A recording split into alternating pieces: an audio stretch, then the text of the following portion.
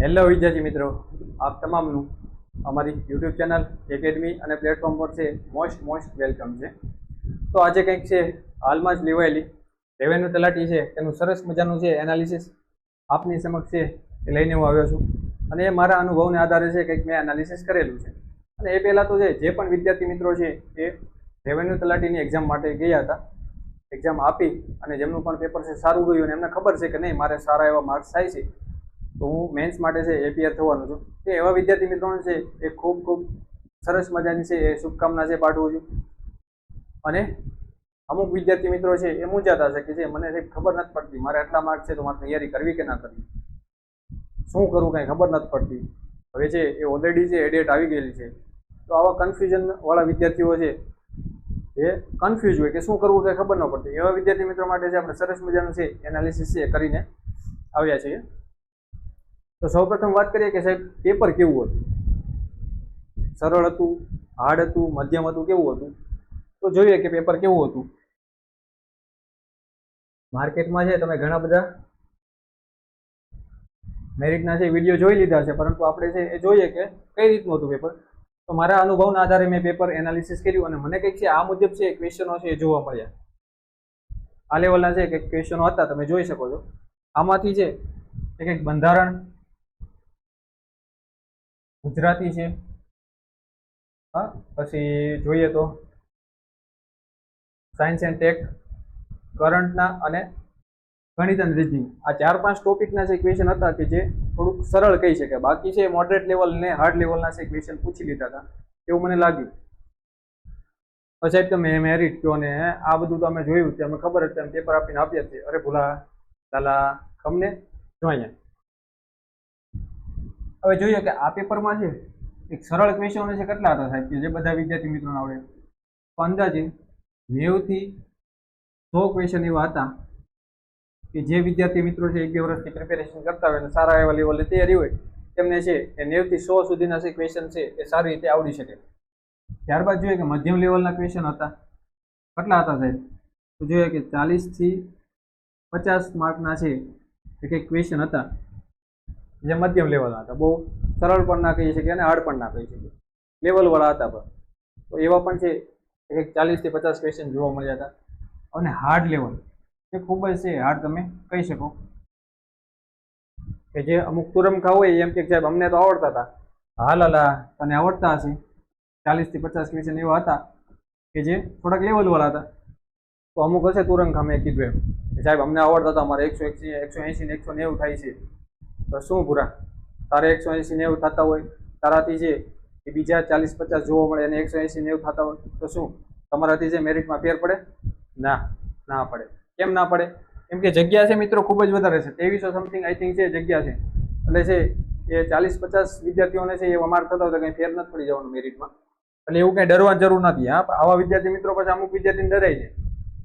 આ જો એક અમારો મેસેજ છે, તમે છે ખાસ છે એ તમારી લાઈફમાં છે એ એડ કરજો. કેમ?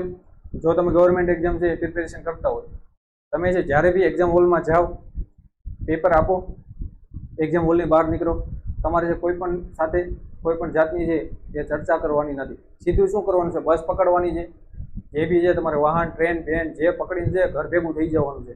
કેમ જાય? એટલે કે અમુક વિદ્યાર્થીઓ છે તમને જોવા મળશે કે જે તમારું મોરલ ડાઉન કરશે. હા, એમ કે ભાઈ પેપર તો છે સરળ હતું, મને આવું લાગ્યું, મારે છે 200માંથી 180 આવે છે. હા, આવા વિદ્યાર્થીઓ તમને જોવા મળશે. તમારે છે તમે સારી એવી પ્રિપેરેશન કરીએ છે, નો ડાઉટ. તમને ખબર હોય કે નહીં મેં 150 એટમ કર્યા, મારે કંઈક 120 સમથિંગ થાય છે. પછી આવા તમને મળે તમારે શું થાય? તમે ડિપ્રેશનમાં વ્યા જાઓ. 1-2 દિવસે જમવાનું ન ભાવે આપણને. તો આવા વિદ્યાર્થી મિત્રો છે દૂર રહેવાનું.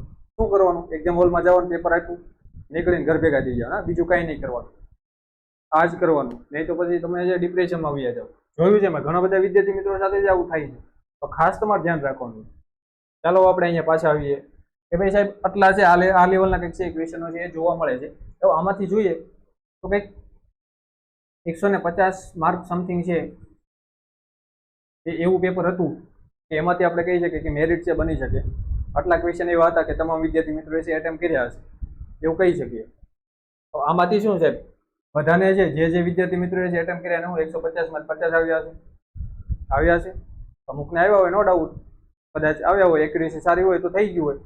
પરંતુ છે આમાંથી અમુક વિદ્યાર્થી મિત્રોને 10 ખોટા પડ્યા હોય, 20 ખોટા પડ્યા હોય, હા 30 ખોટા પડ્યા હોય, 40 પણ ખોટા પડ્યા હોય. આ રીતે છે તમે જે વિદ્યાર્થી મિત્રો છે જોવા મળે કે સાહેબ નહીં મારે છે 10 ખોટા પડ્યા, 20 ખોટા પડ્યા, 30 ખોટા પડ્યા, 40 ખોટા પડ્યા, આ રીતે તમને જોવા જ મળવાના છે. તો શું સાહેબ 150 માંથી મેરિટ બનશે? ના લાલા, 150 માંથી ન બને ને. ચાલો હું તમને કહું કેટલામાંથી બને.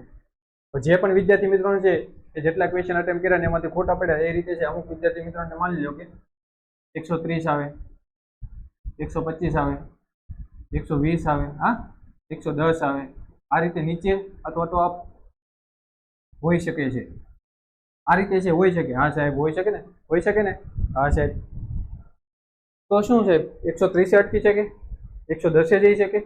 જો વિદ્યાર્થી મિત્રો કોઈ પણ છે એકેડમી હોય કે જે બી હોય એ એક્યુરેસી છે કોઈ પણ સારી એવી એક્યુરેસીથી એમ ન કહી શકે નહીં 110 જ અટકશે. હા 100% છે 110 જ અટકવાનું છે એવું કોઈ પણ નથી કહી શકવાનું. એ તમને જે આઈ થિંક એક વીકમાં છે તમારું મેરિટ આવી જાય એટલે તમને ખબર પડી જવાની છે. પરંતુ છે આ વિદ્યાર્થીઓ મૂંઝવણ અનુભવે છે તેને પ્રિપેરેશન કરવી કે ના કરવી એવા વિદ્યાર્થી મિત્રો માટે છે. તો મેરિટ સાહેબ કેટલું એ કેમ તમે આ ફાંકાબાજી કર્યા વગર? હા મેરિટ કયો? અમે મેરિટ જાણવા માટે આવ્યા. કાંઈ વાંધો નહીં, આવી જાય પૂરા. તો જે પણ વિદ્યાર્થી મિત્રો છે કે જેમને 110 થી 125 આ કેટેગરીમાં જે પણ વિદ્યાર્થી મિત્રો આવતા હોય પ્લસ માઇનસ તમે છે અહીંયા 5 કરીને ચાલો. હા 110 એટલે કે 105 સમથિંગ મતલબ પ્લસ માઇનસ તમારે કરી લેવા 5 અપ અથવા ડાઉન કરી લેવા તમારે 110 થી 125. તો આ કેટેગરીમાં જેટલા પણ વિદ્યાર્થી મિત્રો આવતા હોય તેમને છે એ પ્રિપેરેશન છે મિત્રો ચાલુ કરી દેવી જોઈએ કોઈ પણ રાહ જોયા વગર. કેમ કે એક વીક છે આઈ થિંક 21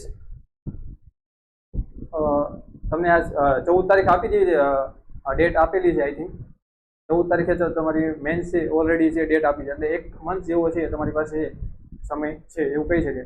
તો એક વીક યા તો 10 દિવસમાં છે તમારું બધું છે મેરિટનું નિપટી જશે અને તમને ખબર પણ પડી જાય તમારું મેરિટમાં નામ છે કે નહીં, તમે મેન્સ માટે છે અપિયર છો કે નહીં. તો 110 અને 125 આ કેટેગરીમાં છે જે પણ વિદ્યાર્થી મિત્રો આવતા હોય આમાં આપણે કોઈ વિભાગ નથી પડ્યા કે ઓપન વાળા કેટલા ઈડબ્લ્યુએસ ઓબીસી એસસી એસટી જે પણ વિદ્યાર્થી મિત્રો હોય આ કેટેગરીમાં આવતા હોય તેમને છે સરસ લેવલવાળી છે પ્રિપેરેશન ચાલુ કરી દેવી જોઈએ કોઈ પણ રાહ જોયા વગર. હા યુટ્યુબમાં છે એ ફાફા ખોળા કર્યા વગર છે એ પ્રિપેરેશન કરી દો મિત્રો, ટાઈમ વેસ્ટ ના કરો એ મારી છે એક અંગત સલાહ છે તમને. હવે અમુક વિદ્યાર્થી મિત્રોને સવાલ છે સાહેબ મારે છે 100 આસપાસ થાય છે. હા મારે છે એ પોલીસમાં પણ એવું થયું મારે 100 આસપાસ થતા હતા 5-10 માર્કથી હું રહી ગયો. તો આવા વિદ્યાર્થી મિત્રોએ શું કરવું? તો આવા વિદ્યાર્થી મિત્રો છે ખાસ છે ધ્યાન આપો. હવે જ્યારે બી છે આવો છે મોટો વર્ગ છે કે જે અમુક 1-2 માર્કથી 5 માર્કથી રહી જાય છે તો વિદ્યાર્થી મિત્રો કોમ્પિટિશન છે એ ખૂબ છે એ અપ થતી જાય છે. અને કોઈ પણ ભરતી આવે તો એમાં એવું તો નથી કે જે બી એક્ઝામ આપે તે તમામ છે તેનું સિલેક્શન થઈ જવાનું છે. નહીં, તમે તૈયારી કરીએ છીએ તેનાથી છે થોડીક સારી એવા લેવલની છે પ્રિપેરેશન હશે એવો વિદ્યાર્થી લાગવાનો છે. તો તમારે શું કરવું જોઈએ?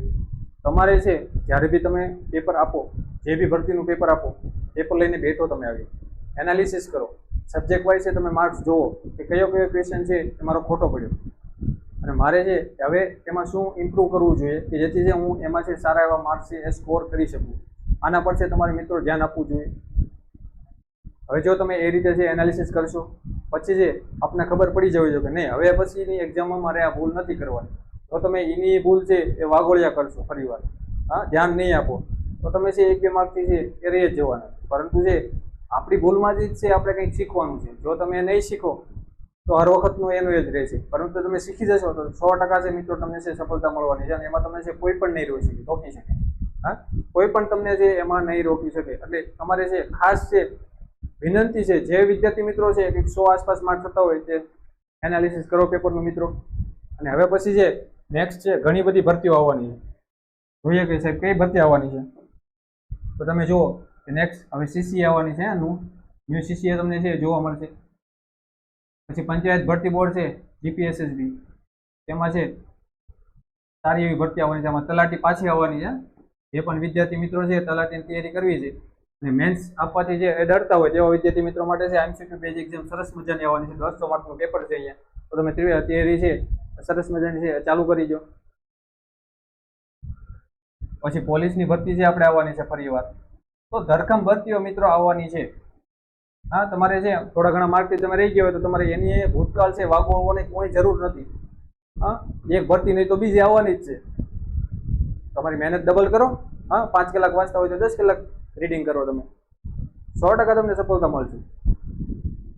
તો છે આ ભૂલો તમારે નથી કરવાની અને પ્રિપેરેશન છે ચાલુ કરી દો. હવે અમુક વિદ્યાર્થી મિત્રોને સવાલ છે, સાહેબ મારે આ રીતના છે, આ આટલા માર્ક છે, હું પ્રિપેરેશન ચાલુ કરું કે ના કરું? તો મારું એવું કહેવું છે કે જે વિદ્યાર્થી મિત્રોને 100 આસપાસ થતા હોય તો તમામ વિદ્યાર્થી મિત્રો છે એ મેન્સની પ્રિપેરેશન ચાલુ કરજો. તો અમુક એમ કે સાહેબ હું મારે પછી માર્ક ન થયા હોય તો, મેરિટમાં મારું નામ ન આવ્યું હોય તો, અરે પૂરા તારું મેરિટમાં નામ નહીં આવે તો શું તને નુકસાન જવાનું છે? પ્રિપેરેશન કરીને તારે આગળની એક્ઝામમાં કામ જ આવવાનું છે. તને શું નુકસાન જવાનું છે? તમે એ વિચારીને પ્રિપેરેશન નહીં કરો અને તમારું નામ મેરિટમાં આવી ગયું તો પછી શું 15 દિવસ મળશે તમને, કાંઈ કામનું નહીં. એટલે અત્યારથી પ્રિપેરેશન ચાલુ કરી દો મિત્રો. આ તો મેં મારા અંદાજ મુજબ છે તમને મેરિટ કીધું કે નહીં એટલું રહી શકે. 100 આવીને અટકી ગયું તો, 90 અટકી ગયું તો શું કરી લેશો તમે? પ્રિપેરેશન છે એ ચાલુ કરી દો. તમારે 100 આસપાસ થતા હોય ને તો ક્લિયર અહીંયા સુધી તમામ વિદ્યાર્થી મિત્રોને? તો આવું છે કંઈક મેરિટ છે એ રહી શકે છે. મારા અનુભવના આધારે છે મેં એનાલિસિસ કર્યું છે મિત્રો. જો તમને છે એ મેરિટ છે યોગ્ય લાગ્યું હોય, આ માહિતી તમને યોગ્ય લાગી હોય તો તમારા તમામ ફ્રેન્ડ સર્કલમાં છે આ વિડીયો છે મિત્રો શેર કરી દો.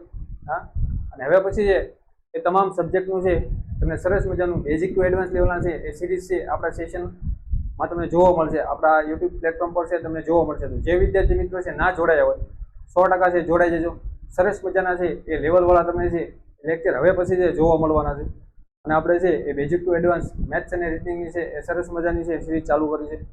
તો જોડાઈ જજો મિત્રો અને શેર કરજો. ચાલો તો અહીંયા આપણે છે રાખીએ. જય હિન્દ, જય ભારત.